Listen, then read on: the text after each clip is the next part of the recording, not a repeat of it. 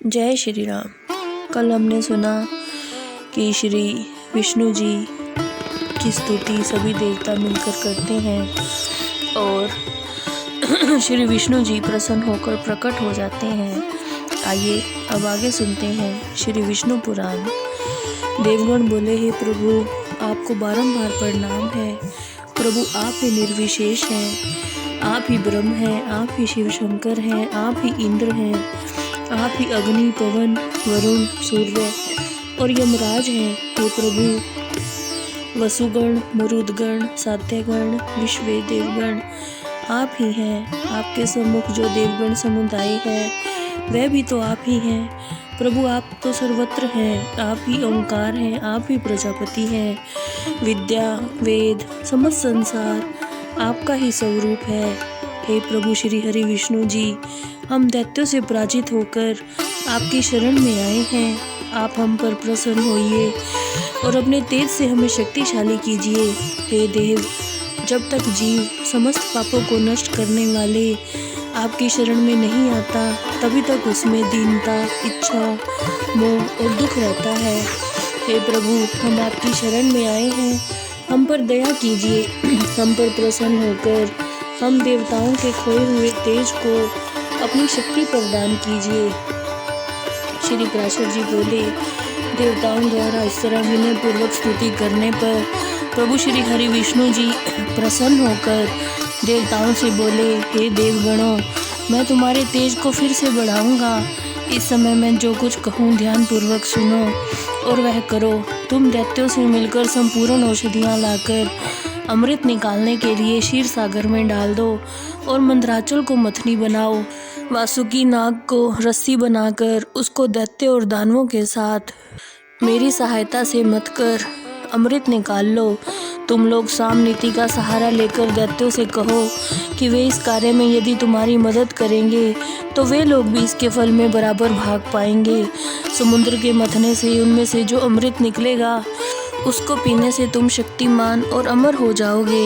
हे देवताओं, मैं तुम्हारे लिए ऐसा उपाय करूँगा जिससे तुम्हारे द्वेषी दैत्यों को अमृत की एक बूंद भी ना मिल सकेगी और उनके हिस्से में सिर्फ मदिरा ही आएगी।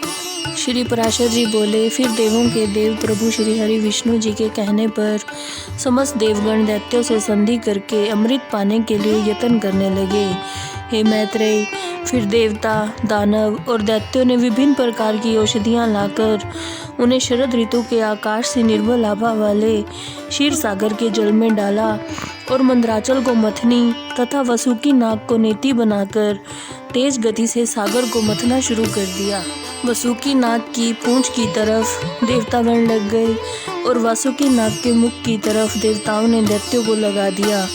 महातेजस्वी वासुकी नाग के मुख से निकलती हुई श्वास की अग्नि से झुलसकर सभी दैत्यगण सख्त हो गए और उनके श्वास के विष के प्रभाव से दैत्य अचेत होने लगे।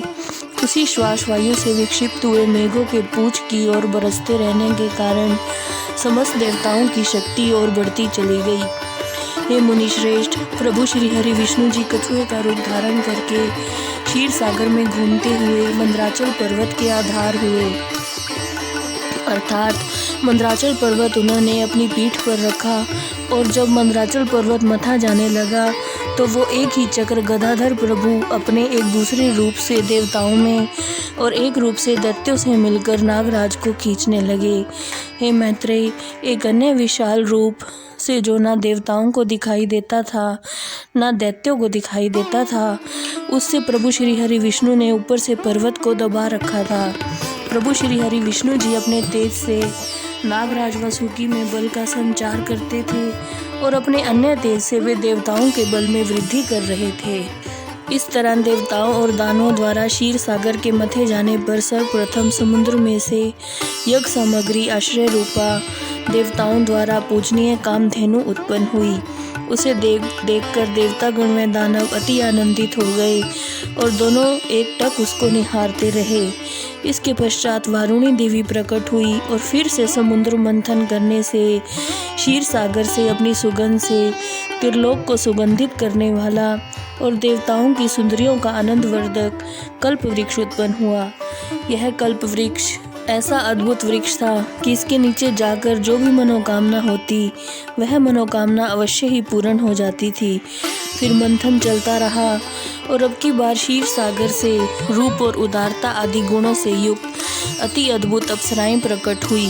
फिर क्षीर सागर से चंद्रमा प्रकट हुआ जिसे महादेव जी ने ग्रहण कर लिया। इसके पश्चात क्षीर सागर से विष निकला, वह विष नागों ने पी लिया। फिर श्वेत वस्त्रधारी साक्षात प्रभु धन्वंतरी जी अपने हाथों में अमृत से भरा कमंडल लेकर प्रकट हुए। उन्हें देखकर समस्त देवतागण और दैत्य और दानवगण अति प्रसन्न हुए। इसके पश्चात एक खिले हुए कमल पर विराजमान श्री लक्ष्मी देवी हाथों में कमल पुष्प धारण किए क्षीर सागर से प्रकट हुई। उस समय महर्षि अति प्रसन्नता पूर्वक श्री सूक्त द्वारा उसकी स्तुति करने लगे तथा विश्वासु आदि गंधर्वगण उनके सम्मुख गायन करने लगे। धृताची आदि अप्सराएं नृत्य करने लगी।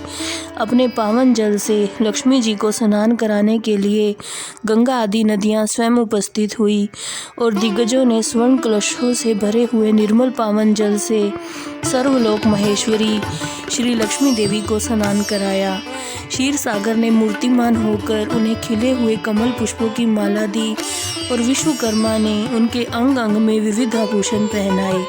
इस तरह दिव्य माला पहनकर और वस्त्र धारण कर, दिव्य जल से स्नान कर, दिव्य आभूषणों से विभूषित होकर श्री लक्ष्मी जी समस्त देवताओं के देखते ही देखते प्रभु श्री हरि विष्णु के हृदय में विराजमान हुई।